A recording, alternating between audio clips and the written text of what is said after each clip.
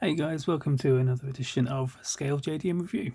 On the bench today we've got another one of my Yahoo Auctions scores, which is the 1995 Nissan Cedric Gran Turismo Ultima. This car is known by chassis code as Y33, and as you can see on the box art it looks pretty awesome. We've got some aero body style on it, and it's also got some what I think is SSR Koenig wheels. However, saying that, these wheels won't be used on this kit once it's built. They will be going on another car to replicate my own personal car, so I do need to find a set of wheels for this before I can start the build on it. However, that build will be added to this channel at some point in the future. So without further ado, should we take the lid off?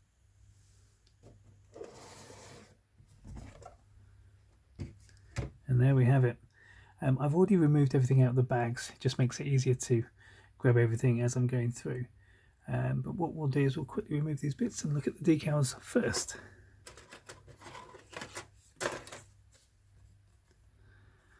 Okay, so we've got the decals here. We've got some pinstriping. We've got some very small Koenig decals for the wheels themselves. Obviously we've got the sat nav, and we've got the speedo and centre caps for the wheels, and a couple of number plates. Sadly, no Japanese number plates for this car. However, I'm sure we can find them from another kit. So put those aside. And next, the first sprue out the kit is the Aero Kit, as we can see. Now, quite a nice one. This is it's obviously quite sporty.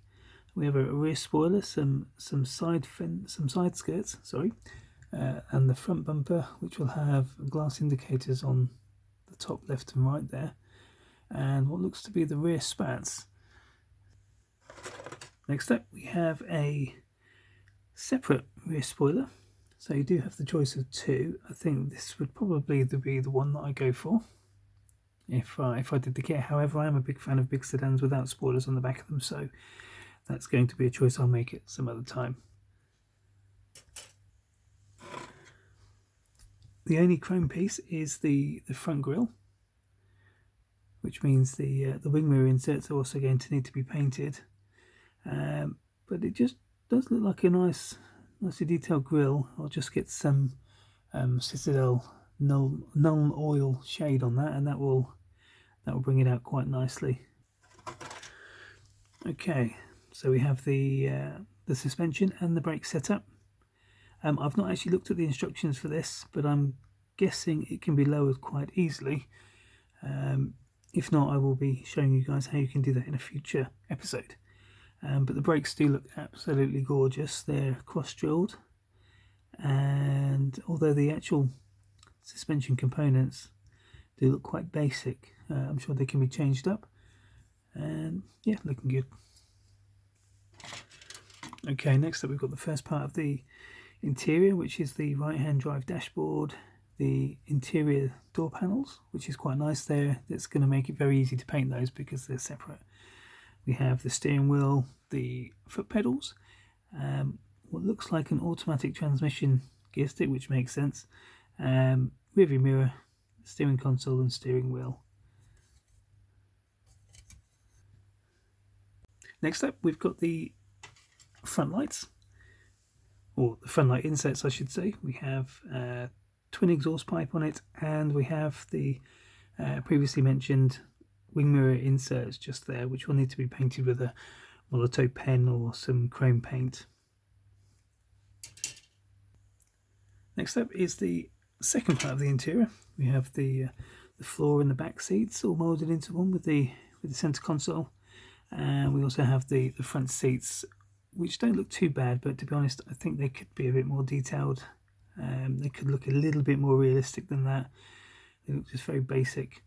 I might just have to look for some leather looking seats when I make the kit itself. But other than that, yep, not bad.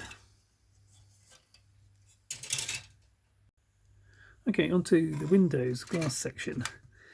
It's quite a nice sprue, this one. A lot of glass on here, so you've got the main window section.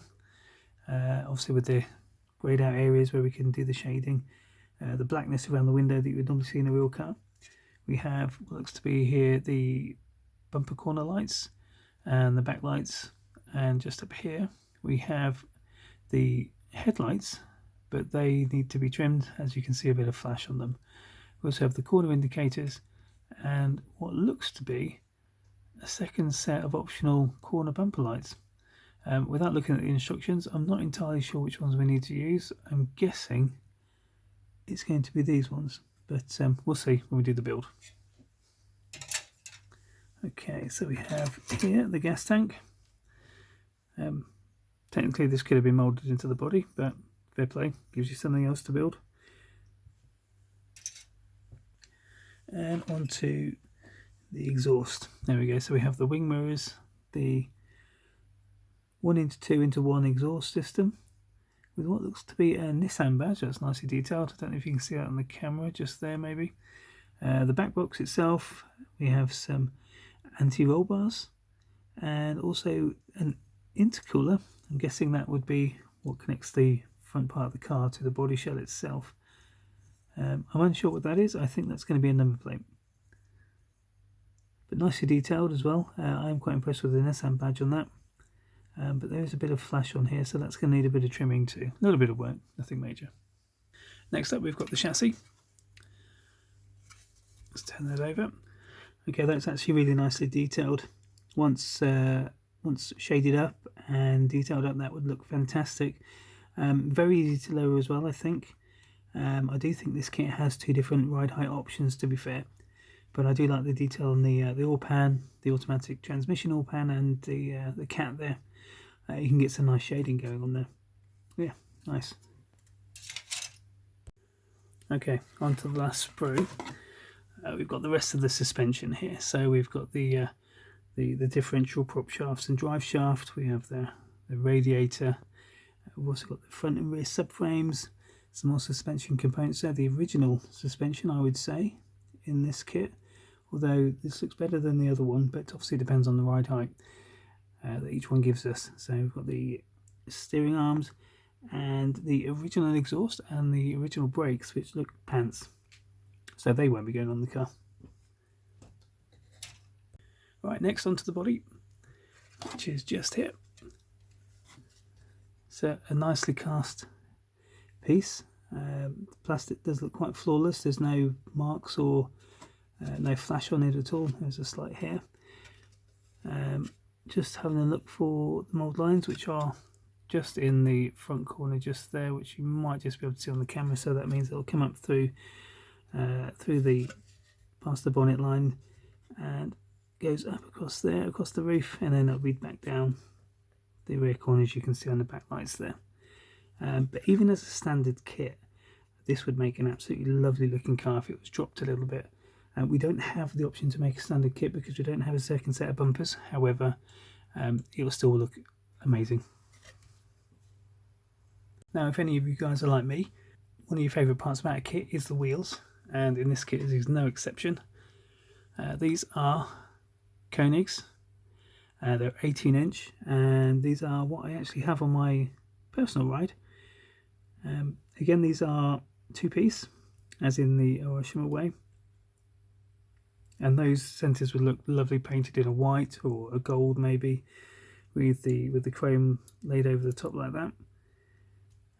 They are a stunning set of wheels, lovely detailed, and of course the decals for them are on the decal sheet. They are a female fitment, so they will go on most cars, for Tamiya, even some Fujimi, and obviously most other Aoshima kits, so lots of interchangeability if you were going to use them. These won't actually be going on this ride. These will be going on a different kit that I have planned for the future. I will need to find a set of wheels for this one, that means. Okay, we have here the tyres still in the seat. They are very low profile. I'm not going to take them out of the packet for the moment. Got the little plastic inserts there to keep them attached to the chassis. Nicely detailed though, but standard Aoshima tyres. Looking good. Next on the list is this tiny little piece of sandpaper, which I've seen in many Aoshima kits. It is a nice little touch from Aoshima to include this. And for those of you guys that don't know what this is actually for, is when you're building a VIP kit, you want it to be low. So if you try and build it stock and you want it on low and you don't shave the insides of these wheel arches, your wheels won't sit properly and they probably won't spin, and they may be sitting at a crooked angle, which, to be honest, some VIP builds like the crooked angle on their cars, which is like the stance look. However, if you can sand that down and make that paper thin at these edges, it will look a lot better. The wheels will sit better, and it will just give that cleaner look, cleaner, more realistic look. So next we have the instructions, which I'll just take this out here, remove that box. So if we open these up, they are quite old. They are definitely not white anymore. That centre page is actually more yellow. Does show the age, but still very clear, nothing to worry about. The first page, as always, is the overview of the car. The wheels and tyres in that picture I can see are not to scale, but it still does look a pretty awesome kit. As we go through, as always, starting off with the brakes, the suspension, and the steering components, then moving on to the same for the rear, and then down to the wheels at the very bottom there. The next page is the interior, which is nicely detailed. Once that's painted up, it would look pretty fab. Just turn that over. We have the rest of the body, which is going to be the headlights, backlights, mounting of the seats, and then in the centre page, the body kit, the ground effects. So here we go. Oh my god, look at the colour of that. My goodness. Okay, so we have the parts layout. All the greyed out parts are no longer needed in this particular kit. As we saw earlier in the video, I thought it was those ones that we would need. I was wrong. It's those ones for the corner headlights, for the corner indicators, sorry. Other than that, pretty good. I just put that back together. And there it is. Well, I hope you've enjoyed the unboxing and review of this 1995 VIP kit, the Cedric Gran Turismo Ultima.